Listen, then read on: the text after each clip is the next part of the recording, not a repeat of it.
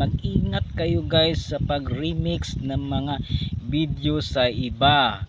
Kasi dyan ako na flag content ni Meta.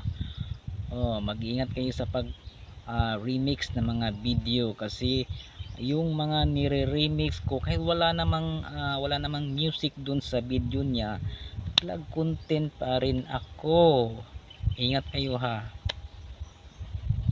Isa siguro sa dahilan is yung pag special expression ko na palabas-labas yung dila na naglalaway sa litson.